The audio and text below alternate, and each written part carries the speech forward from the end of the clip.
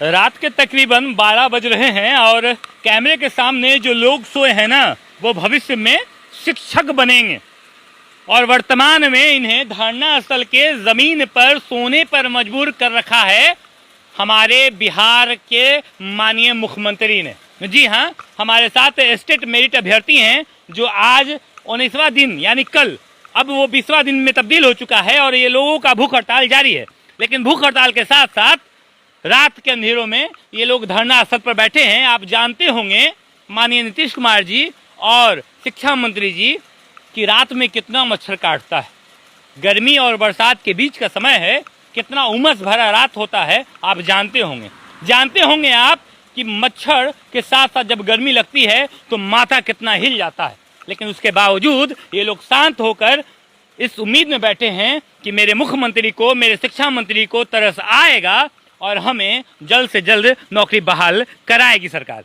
हम इनके साथ बैठेंगे। अनिल जी भी मौजूद हैं, झा जी भी मौजूद हैं, गौतम जी मौजूद हैं, सब लोग मौजूद हैं, जानकारी लेंगे। सबसे पहले रात बहुत हो चुकी है, भूख हड़ताल भी है और साथ साथ उस भूख हड़ताल में पेट में कुछ जा नहीं रहा है, लेकिन खून ज़रूर चूसा जा रहा है, मच्छर के द्वारा भी और कथित अनुसार सरकार के द्वारा ही। कैसा महसूस हो रहा है? महसूस तो मैंने जीवन में ऐसा कभी महसूस नहीं किया था। घर में सारी सुख सुविधाएँ हैं, सब चीज़ है, बचपन से अच्छे से पला पढ़ा, लेकिन आज ऐसा स्थिति हो गया कि पीच पे सोना पड़ रहा है, पीच पे सोना पड़ रहा है। मच्छर काफ़ी काट रहे हैं, हम लोग को नींद नहीं आ रही है। एक तो हम लोग खाना आज से त्याग दिया, अन्न का त्याग कर दिया है, तो नींद तो आ नहीं रहे। थोड़ा बहुत थकान है तो नींद आती भी, तो मच्छर काफ़ी काट रहे हैं। खैर कोई बात नहीं है, मच्छर काट के हमको उठा के लेके नहीं जा सकते हैं, लेकिन बिहार के बच्चे के भविष्य के लिए हम लोग बैठे हुए हैं। झा जी, एक मुझे बात बताइए, आपका क्वालिफिकेशन क्या है? मैं 2 बार नेट JRF हूँ, PhD में इंडॉल्ड हूँ, एवोल्यूशन में मेरा थीसिस गया हुआ है और मैं UPHSC में इंटरव्यू दे के आया हूँ। यूपी PCS में लेक्चरर का मैं मेंस लिख के आया हूँ 13 मार्च को। अभी HP में मेरा असिस्टेंट प्रोफेसर का एग्ज़ाम है। मैं चाहूँ तो दे रहा हूँ एग्ज़ाम इसलिए कि मैं अपनी काबिलियत को साबित करूँ, लेकिन मुझे वहाँ नहीं जाना है। मुझे यहाँ की माध्यमिक शिक्षा को ठीक करना है।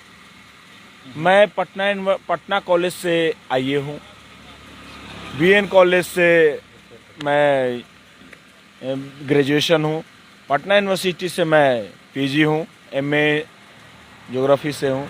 यानी कुछ ही पलों के बाद, कुछ दिनों के बाद अभिषेक झा के आगे डॉक्टर अभिषेक झा लग जाएगा। अस्थायी रूप से पता चल जाएगा कि साहब पढ़े लिखे थे। इतना पढ़ने लिखने के बाद आज ये स्थिति हो चुकी है। उत्तर प्रदेश में आपको नौकरी मिल जाएगी, अन्य प्रदेशों से भी आपको बुलाया जा रहा है, साथ ही साथ आप टीचिंग में बहुत अच्छा अनुभव है, कहीं भी पढ़ा के कमा सकते हैं। फिर क्या वजह है कि रात में मच्छर से कटवा कर बिहार सरकार को ये दिखाना कि हमें नौकरी दीजिएगा, तो आप आखिर क्यों?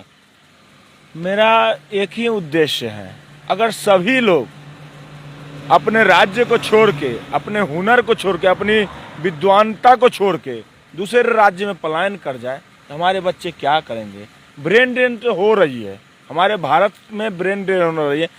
हाई क्वालिटी वाले साइंटिस्ट, टीचर अगले देश में, राज्य में जा रहे हैं, लेकिन मैं उसको रोकना चाहता हूँ। यहाँ से मैं पढ़ाऊँ, यहीं के बच्चे को मैं पढ़ाऊँगा, क्योंकि मैं चाहता हूँ कि यहाँ के बच्चे का भविष्य बढ़े, ना कि अगले राज्य या अगले कंट्री में जाके मैं पढ़ाऊँ तो वहाँ के बच्चे का भविष्य बनेगा। मेरा बिहार तो पिछड़ा ही रह जाएगा ना। ये आप देख सकते हैं, इस इंसान को कहीं भी नौकरी मिल सकती है और खूब पैसे भी कमा सकते हैं, लेकिन समझने की बात यह है कि ये पढ़कर बिहार से आए हैं और जब इन्होंने पढ़ाई की थी, कुल मिलाकर उस वक्त इन्हें बेहतर शिक्षा मिली थी। वर्तमान की शिक्षा की स्थिति को बदलने के लिए ये बेहतरीन जॉब को छोड़ के, AC वाले रूम वाले को जॉब को छोड़ करके मच्छर से कटवाने के लिए वापस बिहार आ चुके हैं। हमारे साथ अनिल जी भी हैं, सबसे एक एक कर करके वार्तालाप करेंगे। अनिल जी, सबसे पहला सवाल आपसे ये है कि क्या अनुमति मिली थी? आप रो रहे हैं। अनिल जी, आप सबसे पहले रोइए नहीं, भावुक समय है, जानते हैं हम भी, लेकिन क्या कर सकते हैं। वर्तमान में जो स्थिति है, सत्ता पक्ष और विपक्ष आप बखूबी जान रहे हैं, बखूबी देख रहे हैं, क्योंकि ये जो चेहरा कैमरे के सामने है, जिनकी आंखों से अभी आंसू गिर रहा है, वो मेरिटधारी हैं और बिहार में गुणवत्ता शिक्षक की खोज में ये सबसे आगे हैं। शिक्षा लाने के लिए इन्होंने लगातार प्रयास किया, अपने बदन पर पेट्रोल भी छिड़का था, लगातार जेल जाने को मंजूरी भी दी थी, और आज इतना बेबस हो चुके हैं कि जबान से आवाज नहीं निकल रही है।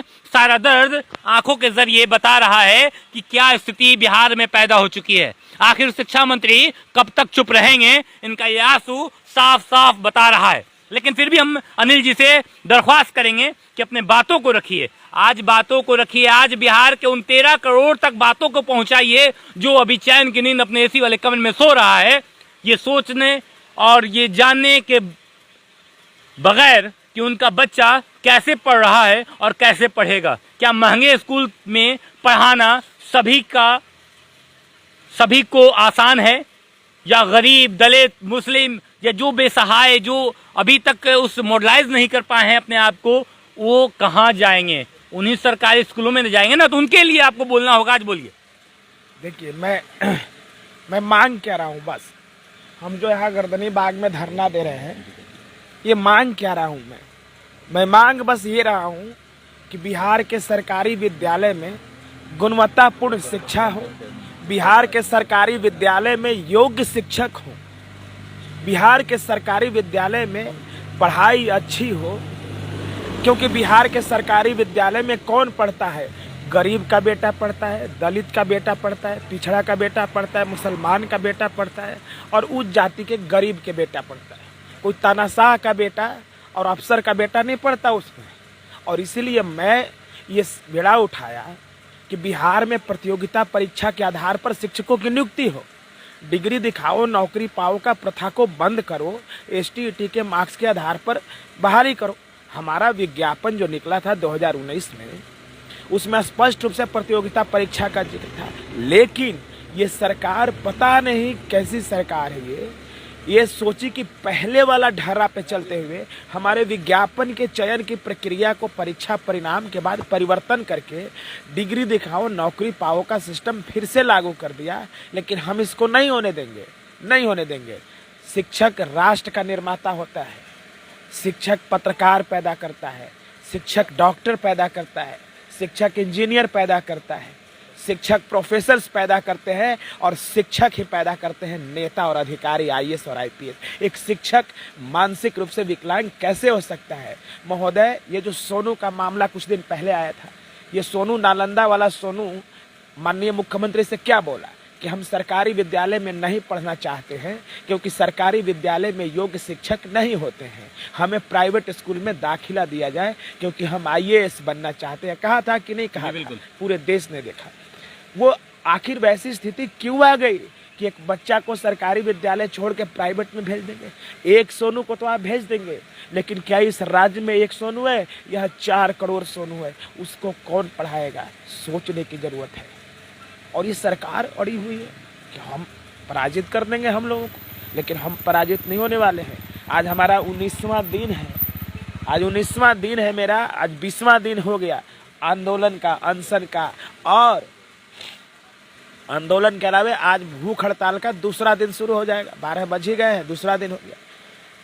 ये रियल में भूख हड़ताल, रियल में आंदोलन सरकार को हम बताने के लिए मिलेंगे आपसे। सोमवार को मिलेंगे विधानसभा गेट के आगे, सामूहिक आत्मदाह होगा। सोमवार को आर पार की लड़ाई। देखिए, आत्मदाह को हम अपने चैनल के जरिए आपको एक बेहतर इंसान के नाते मैं आपको ये आपसे दरख्वास्त करता हूँ कि आत्मदाह अगर आखिरी उपाय भी रह चुका है तो इसे मत आजमाएं। इससे बेहतर कोई ना कोई रास्ता ज़रूर होगा, क्योंकि आत्मदाह अगर आप कर लीजिएगा तो सबसे पहले तो वो गुनाह है, साथ ही साथ आपके निचले वाली पीढ़ी ये सोचकर खुद हार जाएगी कि शायद संघर्ष करना इतना मुश्किल है कि आखिर में खुद जान गंवाना पड़ता है। अगर एक अनिल मर जाएगा ना, तो कम से कम 4 करोड़ सोनू जैसे जो नौजवान बच्चे हमारे देश में हैं, हमारे राज्य में हैं, उनको एक योग्य शिक्षक मिलेगा और वो अपने जिंदगी के मकसद को हासिल कर पाएंगे। लेकिन अगर एक अनिल जिंदा रह जाएगा तो ये 4 करोड़ बच्चों को पढ़ाने वाला जो शिक्षक होगा वो मानसिक रूप से विकलांग और अनपढ़ जाहिल बददिमाग होगा। इसका ये खोज करके आप ही निकालते हैं, मैंने तो नहीं निकाला, सोनू को तो मैंने नहीं निकाला, और सोनू जैसे कई शिक्षक जिसको मैंने नहीं निकाला आपने ना, ये गलत नहीं है। तो बस हम ये चाहते हैं कि मैं रहूं या ना रहूं, ये राज्य में विकास हो, और विकास के लिए सिर्फ एक ही पैमाना हो, वो है शिक्षा। शिक्षा के अलावा दूसरा पैमाना हो ही नहीं सकता, और सरकार को इसको बदलाव करना होगा। प्रतियोगिता परीक्षा के आधार पर शिक्षकों की बहाली करनी होगी। हमारे साथ और भी लोग जुड़ेंगे। क्या लगता है सच में ये हड़ताल, ये रात, ये मच्छर